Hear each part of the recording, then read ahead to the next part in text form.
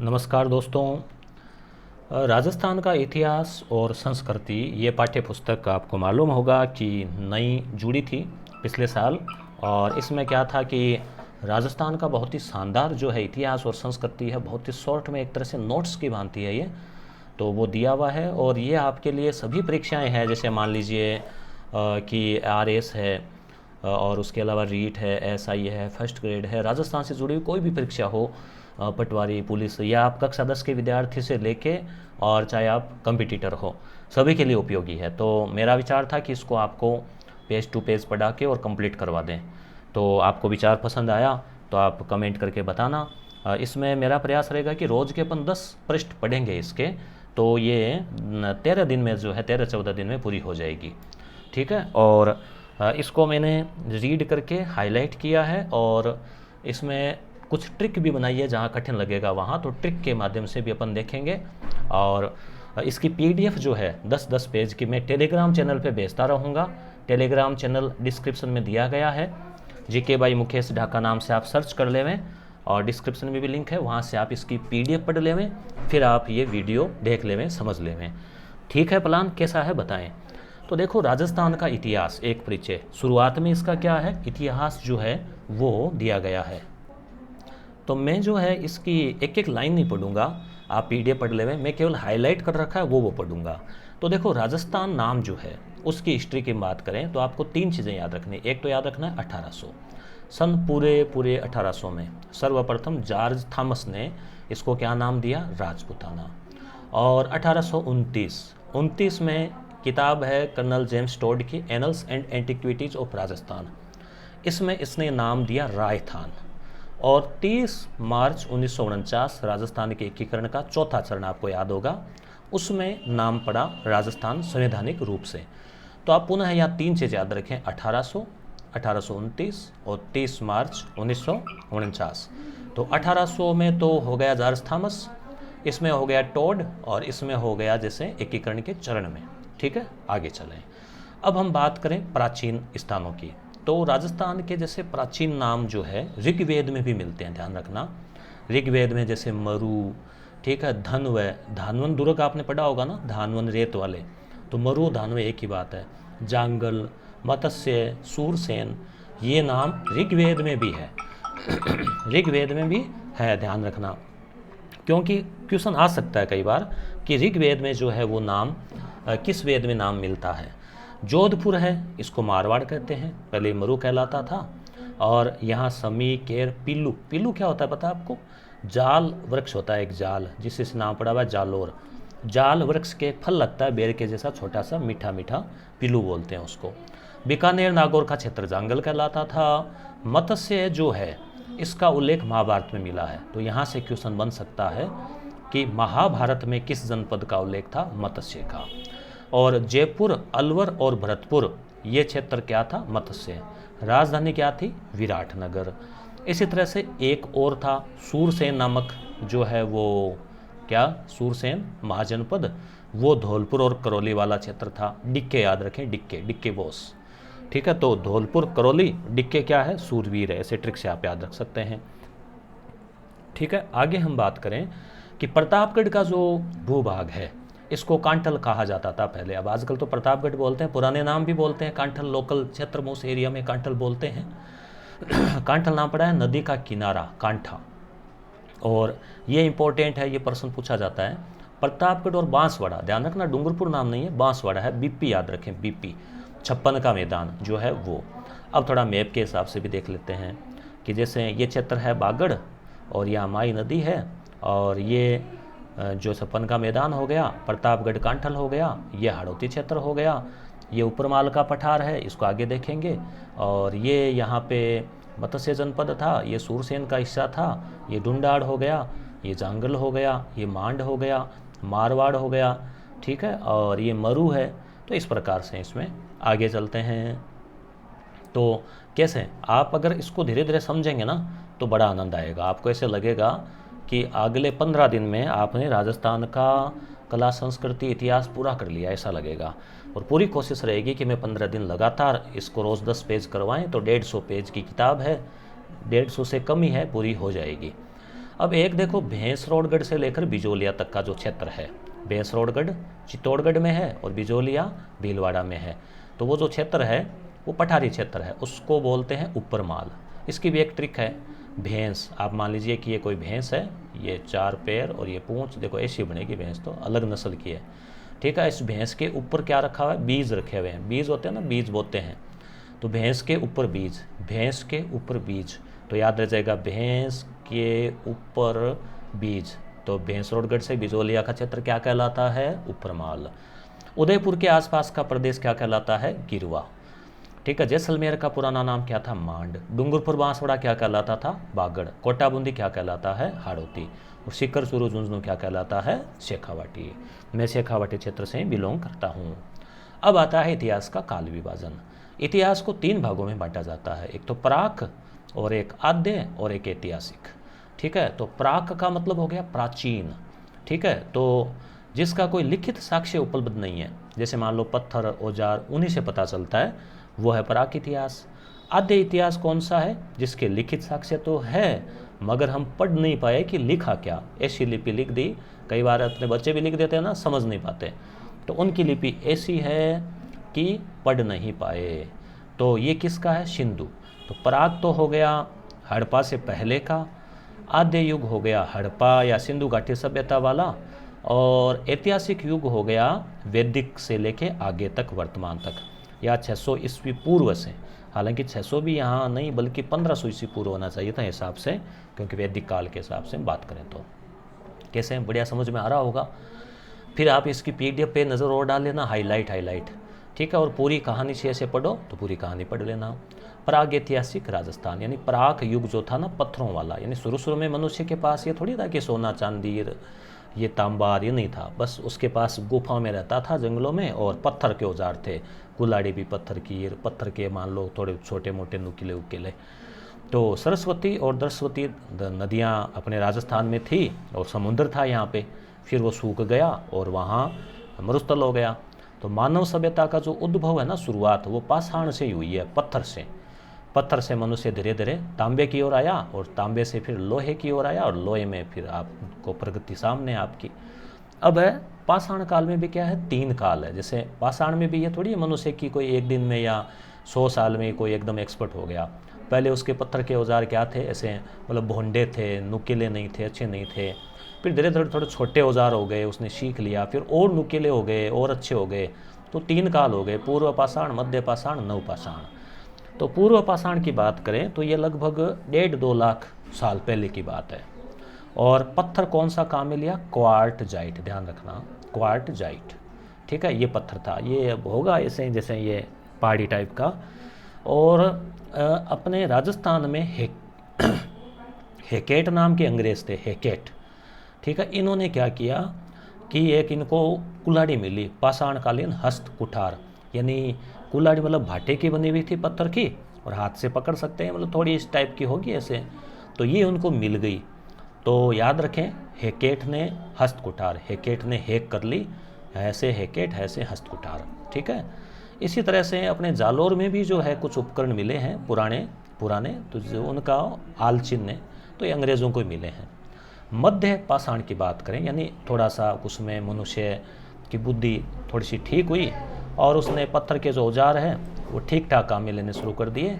तो मध्यकाल के मिलते हैं अपने विराटनगर में, ठीक है। और नवपाषाण की बात करें तो इसके औजार कई जगह मिले हैं, ठीक है, क्लियर। अब है राजस्थान में धातु। तो पत्थर के बाद में मनुष्य को किस चीज़ का पता चला, तांबे का। पाषाण के बाद में क्या आया, तांबा। तांबे के बाद में उसको पता चला कांसे का, कांसा तो बनाया जाता है ना तांबे में टीन मिला के, तो धीरे धीरे सुधार हुआ। तो तांबे की बात करें तो अब ये नहीं कि तांबा आ गया तो मतलब पत्थर उसके जीवन से चला गया, पत्थर भी साथ में चल रहा है। आज भी अपने घरों में आप देखते हैं, जैसे शिला है, लोडा है, सिलबट्टा, ये कई चीज़ें पत्थर की ही हम काम में लेते हैं। मटकियाँ वगैरह मिट्टी की है तो ये लेते ही हैं। तो तांबा प्लस पत्थर चलता रहा तो ताम्रपाषाण, ठीक है। तांबा प्लस कहाँ से आ गया तो ताम्रकास्य, इस तरह से। तो ताम्रकालीन बात करें जिसमें मतलब तांबे का प्रचुर मात्रा में, मान लो उनकी मटकियाँ, घड़े, औजार, खाने पीने के बर्तन, हथियार, वो सब तांबे के मिले हैं। तो जैसे गणेश्वर, अब यहाँ आपको क्या याद रखना है, जगह याद रखनी है, जिला, जिले का पूछा जा सकता है पर्सन। कालीबंगा हनुमानगढ़ में, गिलूंद राजसमंद में, आहड़ और झाड़ोल उदयपुर में, पिंड पाडलिया तो ये है चित्तौड़ में, ठीक है, चित्तौड़, कुराड़ा नागौर, ठीक है, साबणिया और पुगल बीकानेर, तो ये आपको याद रखने हैं। अब है लोह काल, तो ये तो अवशेष मिले हैं अपने तांबे के टाइम के, बाटे के अपन ने ऊपर देख लिए। अब लोहा जो है उसके अवशेष राजस्थान में कहाँ मिले, इसका मतलब क्या हुआ कि मतलब मनुष्य प्राचीन काल में यहाँ रहा, कोई मान लो मकान झोंपड़ा बड़ोपड़ा बना के, और एक साथ कहीं औजार मिले किसी स्थान में, तो हम ये कह सकते हैं कि यहाँ मनुष्य 2-3 हज़ार साल पहले रहा होगा। इतने सारे औजार मिले हैं, तो ये तो है नहीं कि ज़मीन में दबे हुए कहाँ से आए, तो रहा तभी तो आए। तो मनुष्य को लोहे का ज्ञान मिला। तो जैसे नोह नामक स्थान है भरतपुर में, वहाँ पर क्या है, लोह युगीन मानव, यानी मनुष्य को पत्थरों के साथ साथ लोहे का भी पता चल गया, और लोहे के हथियार वगैरह, बर्तन भांडे वगैरह कुछ मिले हैं। तो वो जगह हो गई एक तरह से कि नोह सभ्यता कैसी है कि भी लोहे कालीन है। नोह कहाँ है, भरतपुर है। एग्जाम में क्वेश्चन ऐसे पूछा जा सकता है, जोधपुरा कहाँ है, तो विद्यार्थी सोचते हैं जोधपुरा जयपुर में होगा, कितना नहीं, जोधपुर में होगा, कितना साल प्रश्न पूछा है, जबकि जोधपुरा किसमें, जयपुर में है, जोधपुर में नहीं है, जोधपुरा जयपुर में है। सुनारी, सुनारी झुंझुनू में है, और रेड टोंक में है। तो ये चारों नाम आपको याद रखने हैं। ये किस प्रकार के यहाँ सभ्यता मिली, तांबे वाली, पाषाण वाली या लोहे वाली, तो आपको क्या उत्तर देना है, लोहा, ठीक है। अब जोधपुरा और सुनारी से लोहे को गलाने की भट्टियाँ भी मिली है, मतलब लोगों को इतना ज्ञान था कि लोहे को पिघला के उसके औजार बनाने। तो सुनारी तो वैसे आप याद रखना नाम है सुनार का, यानी सोने का काम नहीं बल्कि लोहे का। रेड जो है ना, रेड, रेड को टाटा नगर भी कहते हैं, क्योंकि यहाँ लोहे के बहुत सारे जो सामान है वो यहाँ पे मिले हैं, ठीक है। तो रेड को याद रखना है, तो देखो रेडी टाटा, कहते रेडी हो गए, ओके टाटा बाय बाय, यानी रेडी मतलब तैयार हो गए, फिर हम टाटा करते हैं क्योंकि टाटा रेडी बाय बाय। तो red Tata, red ready Tata, ऐसे याद रख लेना, ठीक है। भट्टियों वाला भी पूछा जा सकता है। भट्टी में क्या आ जाता है, भट्टी चलती है तो लोहे की, तो जोश आ जाता है, जोधपुरा और सह मतलब सुनारी, ठीक है। सुनो जी लोहारे, ये भी एक ट्रिक है, सुनो जी मतलब सुनारी नो है, जी मतलब जोधपुरा, और लोहा रे यानी रेड, मतलब सुनो जी लोहारे।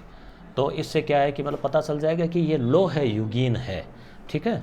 अब है लोह काल के पश्चात क्या आया, कि मनुष्य ने लोहे का भी प्रयोग करना सीख लिया। उसके बाद उसने क्या सीखा, उसने मिट्टी के बर्तन तो पहले से बना रहा था, लाल रंग की मिट्टी के बर्तन, उस पर काली डिज़ाइन, मगर अब उसके बर्तन उसने सलेटी कलर की मिट्टी, सलेटी का मतलब हो गया राख के जैसी सी मिट्टी के बर्तन बनाने शुरू कर दिए, और उन पर हल्की फुल्की पॉलिश भी, चिकने भी और डिज़ाइन भी।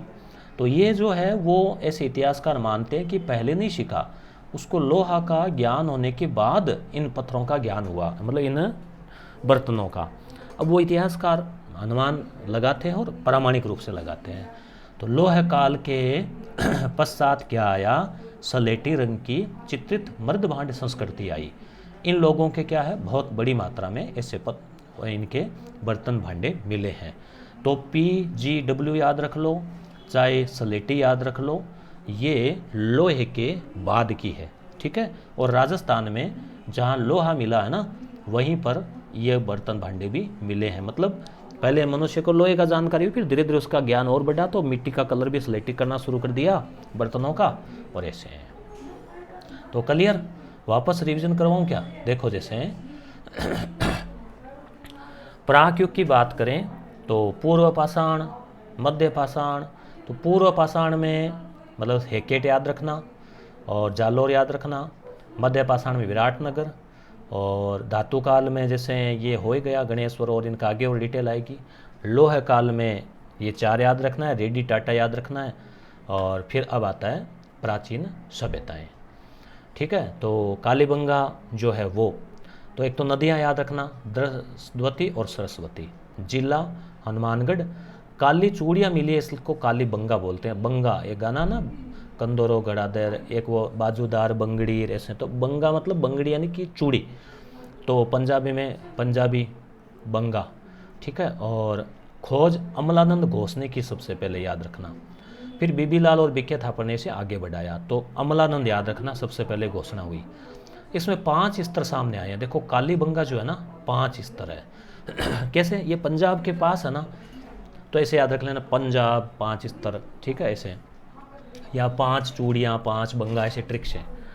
एक यहाँ बेलनाकार, ये बेलन के आकार की मुहर मिली है। एक खोपड़ी मिली है जिसमें क्या है, खोपड़ी में, खोपड़ी इस तरह से वो खतरे का चिन्ह होता है ना ये, तो खोपड़ी में 6 छेद मिले हैं। 6 छेद का मतलब ये नहीं है कि भाई कोई पिस्तौल से 6 की 6 घुसा दी, मतलब कोई ना कोई उन्होंने ऑपरेशन किया होगा, हो सकता है, या कोई जादू वादू क्रिया की होगी। ऐसा हो सकता है। तो अब यहाँ पे ये बात हुई क्लियर। अब हम आगे बात करते हैं इसमें कि इस सभ्यता में और क्या क्या था।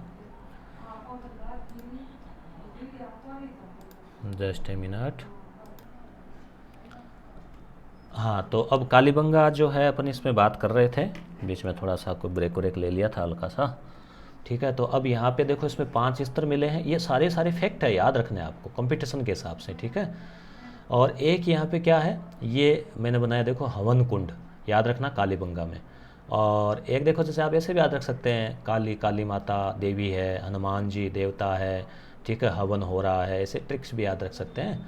और एक ये लहरी, मतलब ये खेत है, जुता हुआ खेत, और वो भी कैसे, 2 फसल, दोहरा, आड़ी और तिरछी दोनों, तो ऐसे अनुमान लगाए कि मतलब 2 फसल एक साथ इन्होंने बोई होगी, ठीक है। और एक चीज़ और ध्यान रखना, कालीबंगा में हड़प्पा से भी पुराने, यानी जो सिंधु थे ना, मोहनजोदड़ो, उनसे भी पुरानी सभ्यता के, मतलब यानी जैसे शुरुआत तो हुई है ना सभ्यता की, तो उससे भी प्राचीन अवशेष यहाँ पे जो है वो मिले हैं, ठीक है। और ये इसलिए इसको हम 2 भागों में बांटे विद्वानों ने। एक तो प्राक हड़प्पा वाले जो सबसे नीचे मिले हैं, और उसके ऊपर मिले, हो सकता है कि पहले शहर बसा, फिर वो उजड़ गया होगा, फिर दोबारा और बसा, फिर उजड़ गया होगा, फिर और बसा, फिर और बसा, फिर और बसा, तो 5, 1 2 3 4 5। तो नीचे वाला कैसे होगा, पुराना होगा सबसे, प्राक हड़प्पा, और फिर ऊपर वाले हड़प्पा के। तो ये लोग है ना कच्ची ईंटें काम में लेते थे, यानी मिट्टी की ईंटें काम में लेते थे, मतलब मिट्टी की ईंटों को धूप में सुखाते थे, भट्टी में नहीं सेकते थे। तो इसका मतलब थोड़ी कि यह सभ्यता जो है वो बीपीएल अपन इसको कह सकते हैं कि पक्की ईंटों के मकान नहीं थे। बर्तनों का रंग लाल ही है सिंधु वालों का सभी का, जुते हुए खेत के साक्ष्य मिले हैं, और 2 फसलें उगाते थे। खोपड़े में 6 छिद्र मिले हैं, हवन कुंड मिला है, बेलनाकार मोहर मिली है। ये कालीबंगा का आपको याद रखना है। अब है आहड़। आहड़ कहाँ पर, उदयपुर में है। नदी आयड़ नदी है। धूलकोट भी इसको कहते हैं, ध्यान रखना, धूलकोट।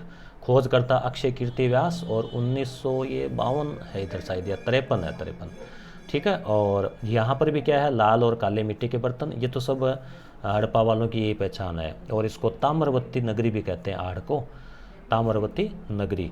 तो देखो अब ट्रिक है, अक्षय कुमार हीरो है, वो आया धूल में। अक्षय कुमार कई बार करते हैं ना फाइटिंग, तो धूल में भी, तो अक्षय आया धूल में, मतलब अक्षय कीर्ति व्यास आया मतलब आहड़ या आयड़, और धूल में मतलब धूलकोट भी बोलते हैं। तो अक्षय कीर्ति व्यास ने आयड़ की खोज की, इसको धूलकोट भी बोलते हैं, इसे आप ट्रिक से याद रख सकते हैं। अब है गिलूंड। गिलूंड जो है ये राजसमंद में है, और राजसमंद में नदी बनास आपको पता ही है, और बीबी लाल ने खोज की है। बीबी लाल वही है कालीबंगा वाले, ठीक है। बीबी लाल उसमें, कालीबंगा में तो सबसे पहले है घोष, याद रखना, सबसे पहले घोषणा हुई अमलानंद घोष, और इसमें इधर बीबी लाल है। फिर अंग्रेज भी आ गए 2, एक तो जैसे सिंधे तो इधर के ही है, और ये अमेरिका का पोसल, और यहाँ पर भी ताम्रयुगीन है, मतलब जैसे पूछ लें कि भाई पाषाण है कि लोहा है, तो ताम्रयुगीन मिले हैं, ठीक है। और एक चीज़ और है कि आहड़ में पक्की ईंटों का उपयोग नहीं हुआ था, जबकि गिलूंड में पक्की ईंटें हैं, मतलब गिलूंड वाले जो है थोड़े से फॉरवर्ड थे, मतलब मकान पक्की ईंटों के बने हैं। तो देखो इसमें याद रखना, एक तो बनास, तो बीबी प्लस बन्ना, यानी बन्ना अपने बोलते हैं दूल्हे को बन्ना, और बीबी पत्नी, तो ऐसे बीबी प्लस बन्ना, यानी बीबी ने मेहंदी लगाई, बन्ना जी आए, ठीक है। अब मेहंदी क्यों जोड़ा है मैंने, जैसे गिलूंड, एक तो सोजत की मेहंदी प्रसिद्ध है, और 2 नंबर पे गिलूंड की मेहंदी प्रसिद्ध है अपने लाल रंग के लिए। और मेहंदी का रंग लाल होता है गहरा, और ईंटों को भी पकाने के बाद कैसा हो जाता है, लाल कलर हो जाता है गहरा। तो आप 2-3 चीज़ें जोड़ के याद रख लें। गिलूंड मतलब मेहंदी है तो याद रखें बीबी, ठीक है। बन्ना याद रखें, बन्ना मतलब बनास नदी, बीबी मतलब बीबी लाल, और मेहंदी का रंग लाल है तो ईंटों का रंग भी पका हुआ है, तो इससे 2-3 चीज़ें आप इजीली याद रख सकते हैं। अब है बागोर। बागोर को मतलब भीलवाड़ा में बागोर, नदी है कोठारी, और खोज करता है वीएन मिश्र। और प्रागैतिहासिक काल यानी कि यहाँ पे पाषाण काल के अवशेष मिले हैं, पाषाण काल के। अब यहाँ की भी अपन एक ट्रिक बनाएंगे बागोर की भी, ठीक है। तो बागोर की जो ट्रिक है वो अपन देखो कि और क्या मिला है यहाँ पे, एक छेद वाली सुई मिली है, और कृषि और पशुपालन के प्राचीनतम साक्ष्य। राजस्थान की बात करें ना तो वैसे बाकी वैसे भारत की बात करें या विश्व की बात करें तो मेहरगढ़ है, पाकिस्तान पड़ता है, परंतु राजस्थान की बात करें तो यहाँ, और यहाँ मध्य पाषाणकालीन भी उपकरण मिले हैं। तो अब देखो आपको बात बताएं पूरी ट्रिक कि बागोर को आप गौर से याद रख लो। गौर, गौर अपने मारवाड़ी में, राजस्थान में गौर उसको बोलते हैं जहाँ गायें भैंसें रहती है, उसको गौर बोलते हैं। वो बाड़ा सा होता है ना, उसको गौर, ठीक है। अब आपकी साइड में बोलते होंगे, पता नहीं। तो देखो गौर है ना, आप ऐसे सोचें गौर है गायों का कोई बाड़ा है, तो उसमें मिश्रित है, गाय भी है, भैंस भी है, बकरी भी है। तो मिश्र यानी खोज की वीएन मिश्र ने, मतलब मिश्रण कर दिया। अब गौर है, पशु है, तो पशुपालन का साक्ष्य, गाय भैंस है तो कृषि भी है, तो कृषि का साक्ष्य, ठीक है। अब उनको पत्थर के खुंटे के बांधते हैं तो पाषाण, कठोर होता है पाषाण, ठीक है। तो कठोर मतलब कोठारी नदी। अब कई बार क्या होता है, पशु के मतलब बीमार हो जाए तो सुई की भी ज़रूरत पड़ती है, तो सुई भी लगाते हैं, ठीक है। तो आपको 3-4 चीज़ें याद हो गई। बागोर, गौर मतलब किस टाइप की है, पत्थरों का मतलब बाड़ा बनाया हुआ है ऐसे, उसमें गाय मतलब मिश्रित है तो मिश्र, ठीक है। गौर, पाषाण, कठोर और सुई, ठीक है। तो छेद वाली सुई पूछ सकते हैं। मुख्यतः ये पूछा जाता है कि निम्न में से कौन सी एक पाषाणकालीन सभ्यता है या ताम्रकालीन सभ्यता नहीं है, तो बागोर याद रखना, उसमें बागोर पाषाण वाली है। अब है गणेश्वर। गणेश्वर सभ्यता जो है उसकी खोज किसने की, आरसी अग्रवाल। तो नीम का थाना में है, कांतली नदी है सिक्र में, ताम्रयुगीन है। आरसी अग्रवाल, रतनचंद्र अग्रवाल ने खोज की। ताम्रयुगीन सभ्यताओं में प्राचीन है, इसलिए इसको ताम्रयुगीन सभ्यताओं की जननी कहते हैं। तो देखो आरसी अग्रवाल है, तो ऐसे सोचें कि ये जो अग्रवाल है रतनचंद्र जी, ये गणेश जी के भक्त है, और नीम के नीचे गणेश जी की पूजा करते हैं, और तांबे का एक लोटा रख रखा है, वहाँ पात्र रख रखा है। तो ऐसे आप ट्रिक याद रख सकते हैं, तांबे का लोटा, ठीक है। लोटा का पेंदा तो गिर जाएगा ऐसे, है ना। चलो, तो यहाँ पे देखो गणेश्वर जो है वो आपके समझ में आ गया होगा कि कहाँ पे, ताम्रयुगीन सभ्यताओं की जननी आरसी अग्रवाल ने खोज की, ठीक है। अब है और सभ्यताओं की बात करें, जैसे भीनमाल, ठीक है, जालोर में आरसी अग्रवाल ने खोज की। तो भीनमाल अग्रवाल, माल अग्रवाल, भीनमाल अग्रवाल ऐसे बोलना आप। यहाँ देखो मालताल भी मिला नाम ना, भीनमाल, तो काफ़ी माल मिला है। क्या, एक तो रोमन एम्फोरा मिला है, सूरा का पात्र, मतलब एक ऐसे कोई बर्तन सा है, ठीक है, इस टाइप का ही मान लो, अब की बार ठीक ही बनाइए। तो इसको रोमन एम्फोरा बोलते हैं, मतलब उसमें वो देसी शराब वगैरह डालते होंगे, रोम से मंगाया हुआ था, विदेशी था, फॉरेन से। देखो ना, एक यूनान से मंगाई हुई सुराही, सुराही भी ऐसा ही बर्तन होता है, उसका मुंह नुकीला और नीचे से ऐसे है वो, तो सुराही भी मिली है। तो ये याद रखना इंपॉर्टेंट है कि कहाँ रोमन एम्फोरा और सुराही कहाँ मिली है। देखो माल कहाँ मिला है, माल तालब पे सुरा सारा आ रही है, तो ये तो देखो भीनमाल। इस वाल कहाँ है, उदयपुर में, तो यहाँ लो है उद्योग। बेरहाट जयपुर में, यहाँ पर हड़प्पा काल के भी और मौर्य काल के अवशेष मिले हैं। दयाराम साहनी ने खोज की। ट्रिक क्या याद रखेंगे, बेर नहीं रखें मन में, दया रखें। बेर नहीं रखें, दया की भावना रखें, बेर दया। तो बिजक पहाड़ी, भीम की पहाड़ी, महादेव जी की पहाड़ी, ये सब यहीं पे। और भाबरू शिलालेख अशोक का, वो भी बेराट में मिला है। बालाथल कहाँ पर है, उदयपुर में, खोज की मिस्र ने। तो बालों के लोग मिश्रण लगाते हैं, कई प्रकार के डाई वाई रोर, तो बालों का उदय मिस्र से ऐसे। अब अन्य भी आप याद रखें, जैसे रंग महल हनुमानगढ़ में, ओजियाना भीलवाड़ा में, नगरी चित्तौड़ में, बरौर गंगानगर, तिलवाड़ा बाड़मेर, जोधपुरा जयपुर, सुनारी झुंझुनू नो है, भरतपुर नगर, टोंक रेड टोंक, याद होगा ना। तो ये थी अपने राजस्थान में पाषाण, फिर ताम्र, और फिर जैसे लोह है, फिर इत्यादि सभ्यताएँ, ठीक है। अब आ जाता है आर्य। आर्य राजस्थान में जैसे आए तो थे, मगर ज़्यादा नहीं, गंगानगर वाला एरिया है जिसमें कि अनूपगढ़ और ये डेरा चक चौसठरी ऐसे एरिया है, चक वगैरह नाम होते हैं, तो उस क्षेत्र में थोड़ा प्रभाव था। फिर पांडवों की बात करें तो पांडवों ने भी अज्ञातवास अपने यहाँ राजस्थान में बिताया था। कहाँ, विराट, राजा विराट था ना, विराट मत्स्य का विराट नगर, वहाँ बिताया था, ठीक है। अब हम जनपदों की बात करते हैं राजस्थान में। तो जो 16 महाजनपदों का उल्लेख आता है ना भारत के इतिहास में, जो कि बौद्ध ग्रंथ अंगुत्तर निकाय में है, तो 16 महाजनपद, उसमें राजस्थान में 2 थे, एक तो मत्स्य जो पूरे राजस्थान में था, और एक था सूरसेन। तो वो अपने सूर याद रखा था ना, सूरवीर को ना, डिक्के धौलपुर करौली। तो चित्तौड़ के आसपास का क्षेत्र क्या कहलाता था? शिवी। अब ये भी पूछा हुआ एग्जाम में, शिवी कहाँ? चित्तौड़। तो ये तो छोटे मोटे जनपद थे, और बड़े जो 16 थे ना, उसमें 2 थे, मत्स्य और सूरसेन। अब मत्स्य जाति का उल्लेख ऋग्वेद में हुआ है, और ऋग्वेद में मरूर, जांगल इनका भी हुआ है। सतपथ ब्राह्मण और कौशिक की उपनिषद में भी इनका मत्स्य जनपद का उल्लेख हुआ है, महाभारत में हुआ है। ठीक है। विराटनगर कहाँ था? अपने जयपुर में, बेराट, और राजा था विराट, राजधानी थी विराटनगर मत्स्य जनपद की। चैदी और मत्स्य जनपद में संघर्ष चलता रहता था। ये डिटेल आपको पढ़नी मैंने बता दिया ना, पीडीएफ से पढ़ने की इच्छुक हो तो पढ़ लेना। क्वेश्चन जहाँ बन रहे हैं वो मैं बता रहा हूँ, और फिर इसके क्वेश्चन बने हुए जो 100 क्वेश्चन है पेज नंबर 1 से लेकर 67 तक, जो कि एसपी शिवराण सर ने बनाए हैं, वो भी आपको यूट्यूब पे बताएंगे। उसका पहले ये हो जाए इतना मैटर, उसके बाद करवाएंगे। और वैसे आपको वो पता ही है, यस गुरु ऐप के ऊपर जो हमारी रीट की टेस्ट सीरीज़ है ना, उसमें वो हमने दिए हैं स्टूडेंट्स को करीब 5,500 प्रश्नों में। विराटनगर, बेराट से प्राप्त अशोक का शिलालेख, तो वो मिला है, और मौर्य के अवशेष मिले हैं। अब आता है राजपूत काल, हम आगे पढ़ेंगे। तो राजपूतों की उत्पत्ति कैसे हुई वो सब हम देखने वाले हैं, क्योंकि राजस्थान का जो इतिहास है वो आगे राजपूत काल से जाना जाएगा इसमें। तो अब हम लेते हैं राजपूतों की उत्पत्ति वाला। तो 7वीं से 12वीं सदी का जो काल है उसे राजपूत काल कहा गया है। और इतिहासकार स्मिथ, अंग्रेज इतिहासकार था, इसने कहा कि 7वीं से 12वीं सदी राजपूत युग। ठीक है। अब ये कौन थे? तो इनकी उत्पत्ति को लेके, तो वैदिक आर्यों की संतान, ये जो वैदिक आर्य थे ना, उनकी संतान बताया, एक तो GH ओझा ने और CV वैद्य ने। ठीक है। तो वैद्य वगैरह प्राचीन काल में होते थे ना, वैद्य बड़े बड़े, तो ऐसे ट्रिक याद रख लेना, वैद्य क्षत्रिय। ठीक है। वैदिक आर्यों की संतान, तो कारण कि जैसे क्षत्रिय अश्व की, घोड़े की, अस्त्र की पूजा करते हैं, यज्ञ और बलि में विश्वास है, सुडोल शारीरिक गठन था। ठीक है। उस हिसाब से इन्होंने शारीरिक आधार पर और ऐसे संस्कारों के आधार पर ये सब किया है।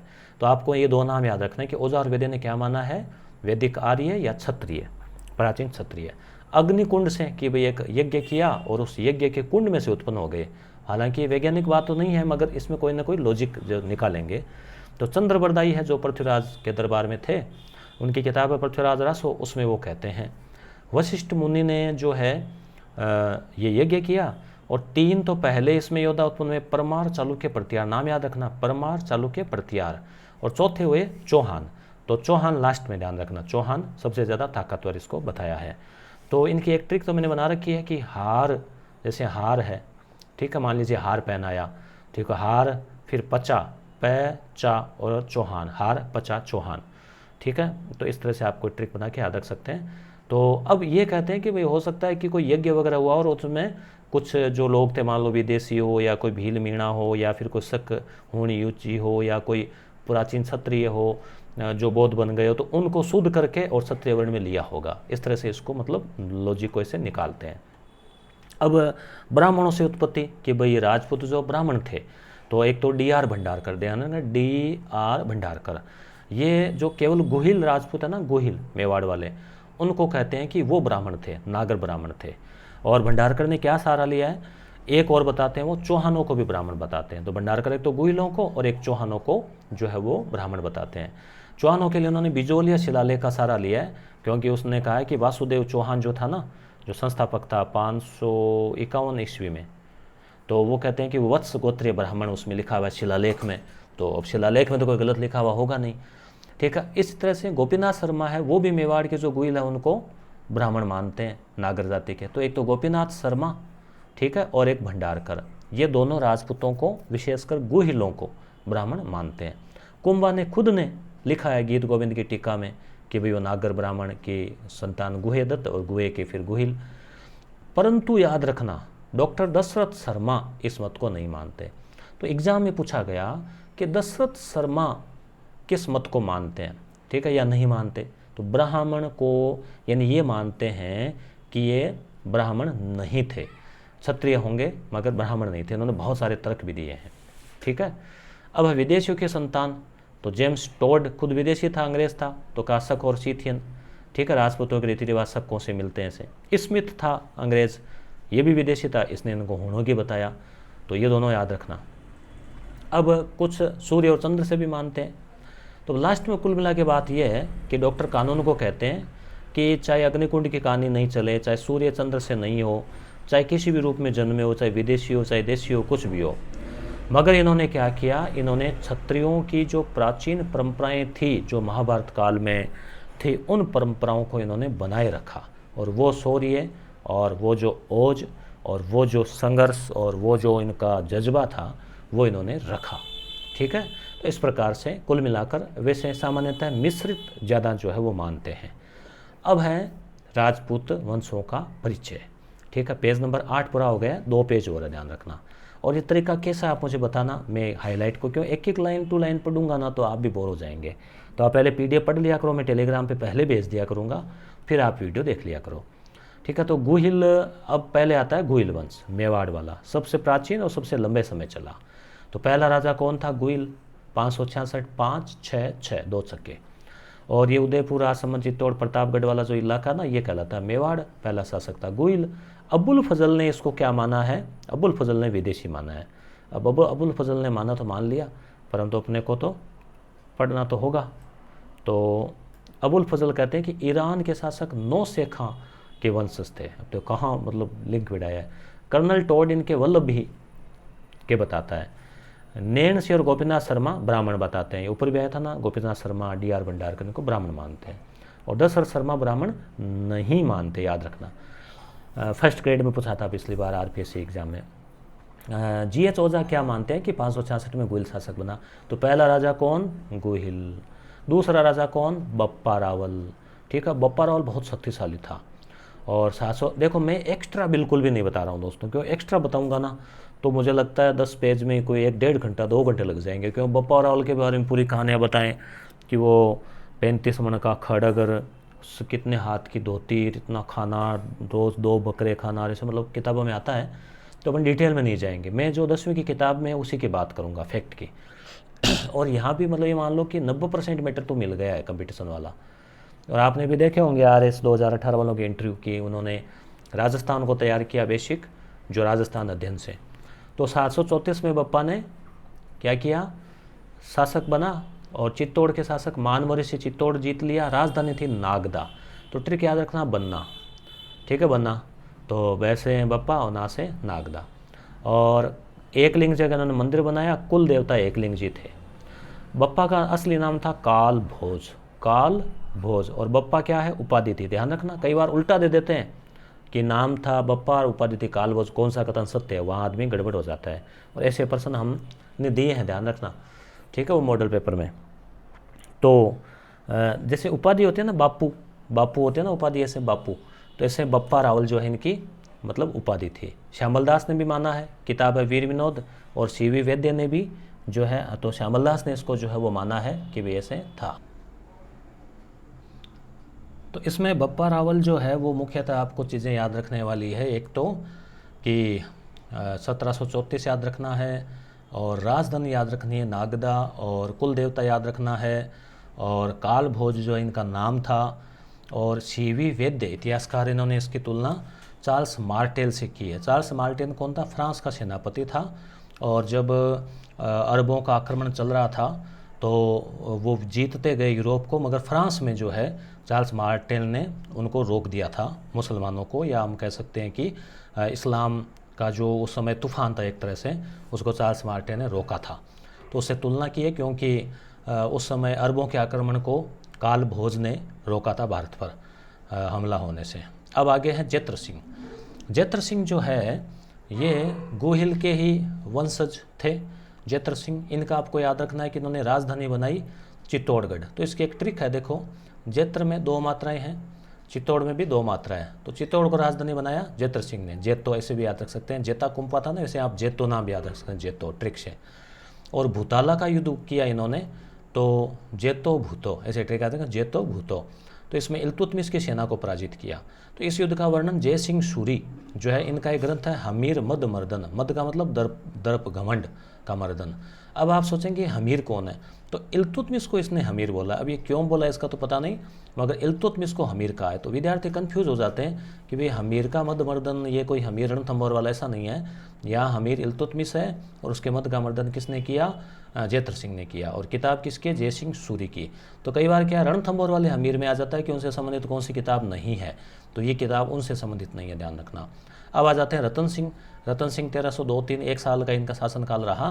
1303 में जो है रावल, मतलब ये क्या है, रावल शाखा के थे, ध्यान रखना। रावल रतन सिंह, रावल जयद्रथ सिंह, रावल बप्पा रावल, इनके रावल शाखा थी, ठीक है। तो फिर 1303 में अलाउद्दीन खिलजी ने हमला किया था, और इस युद्ध में मतलब अलाउद्दीन ने हमला क्यों किया, उसकी महत्वाकांक्षा थी और चित्तौड़ को जीतना था। मगर एक मलिक मोहम्मद जायसी, जो हिंदी में आप पढ़ते हैं, उन्होंने 1540 में, याद रखना, पद्मावत किताब लिखी। ये मतलब सारे क्वेश्चन है ये 1540, ये एक एक चीज़ यहाँ से क्वेश्चन बनता है। तो उसमें इन्होंने कहा है कि पद्मिनी को प्राप्त करना भी एक कारण था, और दशरथ शर्मा भी इसको मानते हैं। दशरथ शर्मा याद आया ना, जो राजपूतों की उत्पत्ति ब्राह्मणों से नहीं मानते, ये वही दशरथ शर्मा जो वो मान्यता देते हैं इस बात को। और गोरा और बादल आपको पता ही है, वो सेनापति। अब इनकी पूरी स्टोरी देखो, मैं बताऊंगा ना तो वही बात है, घंटों लग जाएंगे कि वो किस तरह से गए छद्म वेश वगैरह में, पद्मिनी की कहानी। तो ये शॉर्ट में है, तो 10वीं की किताब से हिसाब से।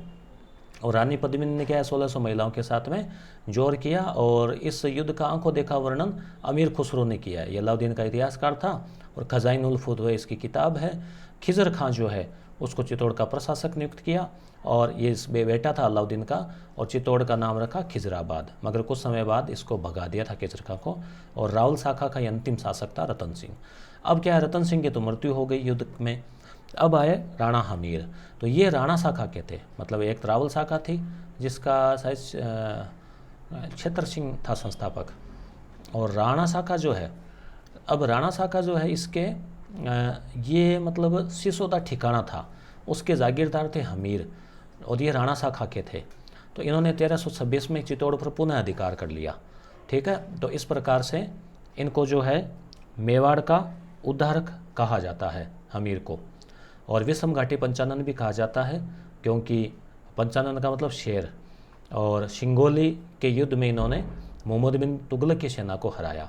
तो आपको 2-3 बातें याद रखनी है, एक तो राणा शाखा, एक मेवाड़ का उद्धारक, और विषम घाटी पंचानन और सिंगोली, ठीक है। अब है महाराणा लाखा।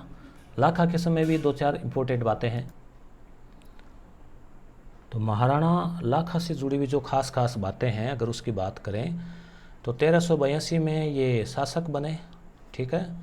और मारवाड़ यानी जोधपुर के रणमल थे राजा, उनकी बहन हंसाबाई से विवाह हुआ, ठीक है। हालांकि विवाह रिश्ता तो चूड़ा के लिए था, मगर किसी कारणवश कोई बात हो गई ऐसी, मतलब बात पे जो है वो विवाह है लाखा से हो गया।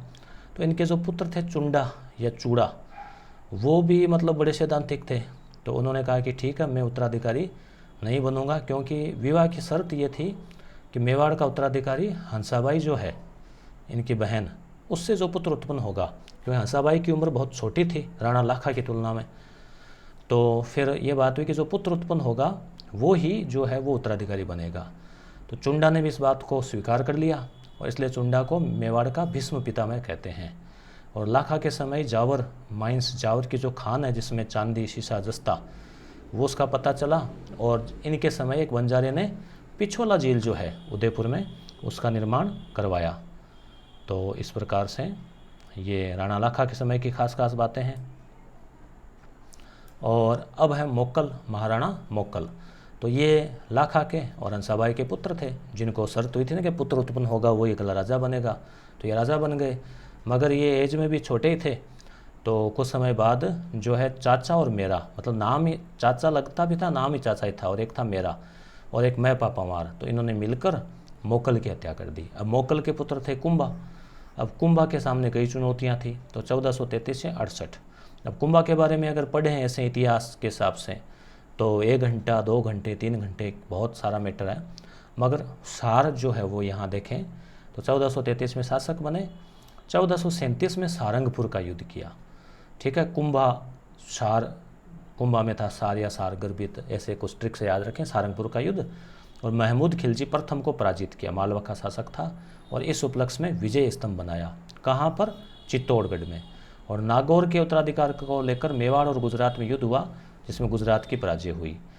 1456 में ये जो महमूद खिलजी है जिसको हराया था, वो उसने वापस प्लान बना के और गुजरात के शासक कुतुबुद्दीन से मिलकर एक चंपानेर की संधि की दोनों ने, और इन्होंने कहा कि भाई हम कुंभा को हराएंगे दोनों मिलकर, मगर इनका प्लान फिर फेल हो गया। कुंभा ने राजस्थान में 32 दुर्ग बनाए, जिसमें शिरोई, अचलगढ़ और कुंभलगढ़ इंपॉर्टेंट है। कुंभलगढ़ याद रखना, इसमें कटारगढ़ भी है। और कुंभा का शिल्पी था मंडन, याद रखना मंडन। और कुंभा ने चित्तौड़ में कुंभ स्वामी और श्रृंगार चौरी मंदिर बनाया, एकलिंग जी का मंदिर बनाया। रणपुर के जो जैन मंदिर है ना 1444 खंभों वाले, वो भी कुंभा के समय बने। कान्हा व्यास लेखक था, उसने एकलिंग मातम्य लिखा। और कुंभा की लिखी किताबें संगीत राज, संगीत मीमांसा, याद रखना, और सूड प्रबंध, ये 3 ग्रंथ है कुंभा के। और कुंभा ने चंडी शतक की व्याख्या, गीत गोविंद की व्याख्या और संगीत रत्नाकर की व्याख्या, मतलब टिक्का, इनके ऊपर टिक्का लिखी तीनों पर। और गीत गोविंद वैसे हैं किसके पता है, जयदेव की है, जो कि बंगाल के लक्ष्मण के दरबार में थे, लक्ष्मण सेन के। कवि अत्रि और इनके पुत्र महेश, कवि अत्रि और महेश, इन्होंने कीर्ति स्तंभ जो बनाया चित्तौड़ में, उसके ऊपर जो प्रशस्ति लेख लिखा वो इन्होंने लिखा। कुंभा की बहुत सारी उपाधियाँ थी, दान करने की वजह से दान गुरु, ठीक है, महाराजाधिराज, हाल गुरु, अभिनव, संगीत की वजह से अभिनव भट्टाचार्य, हिंदू सुल्तान, याद रखना, हिंदू सुल्तान कुंभा की उपाधि है। हिंदू पत्त जो है, हिंदू पत्त, वो राणा सांगा की उपाधि आगे आएगा, और अब है राणा सांगा। तो हमने 10 पेज की बात की थी, ये 10वां पेज है लास्ट। प्रतिदिन 10 पेज एक वीडियो में, टाइम चाहे कितना ही लगे। तो सांगा के 3 भाई थे, पृथ्वीराज, जयमल और राज सिंह। चारों ही अपने आप को उत्तराधिकारी मानते थे, तो इनमें उत्तराधिकार का भी शुरुआत में संघर्ष हो गया। उस संघर्ष में राणा सांगा की एक आँख भी चली गई, इन्होंने हमला कर दिया। फिर राणा सांगा ये शासक बने, और हिंदू पत्त इनको कहते हैं, और 1509 में शासक बने। मेदिनी राय के सहयोग से महमूद खिलजी द्वितीय मालवा का शासक बना। फिर वापस अनबन हो गई इनमें, तो मेदिनी राय राणा सांगा की शरण में आ गया, और सांगा ने महमूद खिलजी द्वितीय को पराजित किया। तो वो हम अगले वीडियो में पढ़ेंगे। वीडियो कैसा लगा कमेंट करके जो आप ज़रूर बताना। क्या इस श्रृंखला को जारी रखें, ये कमेंट करके ज़रूर बताना।